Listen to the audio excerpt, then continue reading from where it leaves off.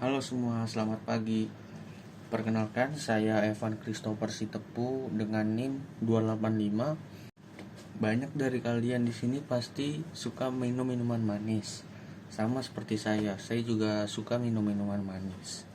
Kadang kita tuh kalau sudah minum minuman manis, apalagi yang namanya bermanis tuh, pasti suka lupa diri kan. Banyak dari sebagian orang itu, misal mereka sudah minum minuman manis, mereka biasa lupa gitu mengontrol diri. Nah, biasanya mereka ini atau kita ini kebanyakan minum minuman manis itu karena apa sih teman-teman? Nah, sebenarnya itu karena tubuh kita itu mencernanya itu tuh bahwa ini kalau kita minum minuman manis itu seperti mendapatkan kebahagiaan gitu. Padahal kebahagiaan tersebut hanya datang sementara. Apa sih yang menyebabkan seseorang gitu dia itu kebanyakan minum minuman manis gitu? Apa sih faktornya? Yang pertama itu yang pertama adalah biasanya nih teman-teman, orang yang minum minuman manis itu secara berlebihan, mereka karena ada efek bahagia dan efek ceria ataupun segar gitu. Tubuh mereka tuh merasa mereka segar. Padahal itu efek sementara teman-teman. Nah, oleh karena itu teman-teman, penting untuk kita untuk tetap cek gula darah, melihat kandungan gula yang masuk dalam tubuh kita tuh udah besar atau masih kecil. Nah, lanjut ke faktor yang kedua nih teman-teman. Faktor kedua itu apa sih? Faktor kedua ada faktor iklan dan faktor media-media persuasif di luar sana teman-teman. Oke, akan saya jelaskan ya. Jadi kan di media sosial ini, apalagi sekarang, sudah banyak namanya media-media, misal contoh di Instagram atau di TikTok. Biasa mereka tuh memposting jualan mereka dengan iklan-iklan yang menarik, yang persuasif, sehingga masyarakat itu ketarik gitu untuk mengkonsumsi produk dari mereka. Padahal ternyata di dalamnya mereka tidak mempedulikan kandungan gula. Mereka hanya mempedulikan konsumen bisa membeli produk mereka.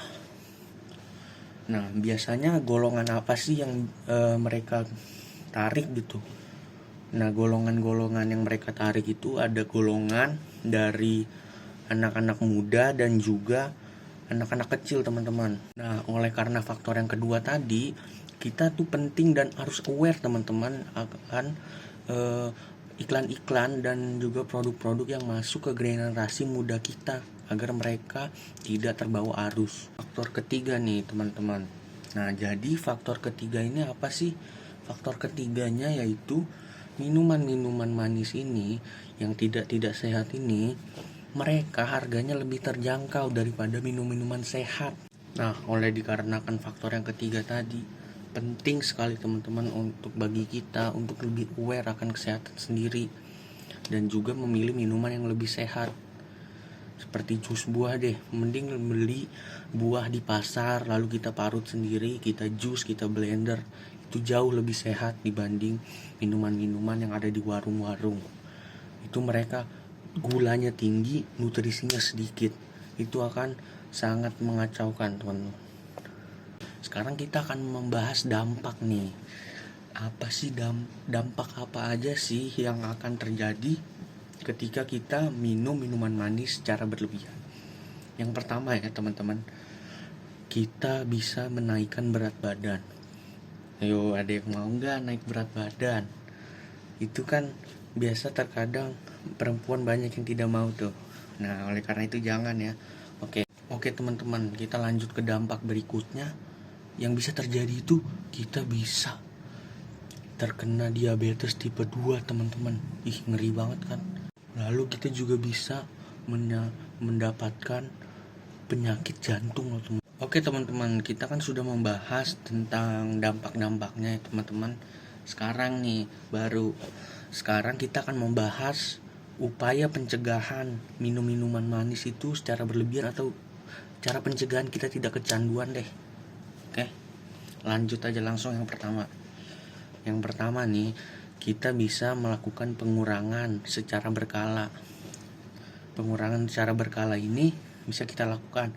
Misal contoh, kita biasa seminggu bisa 8-9 kali kita minum. Sehari berarti kita bisa 2 kalian. Nah, kita kurangi. Yang tadinya sehari 2 kali, kita kurangi jadi sekali.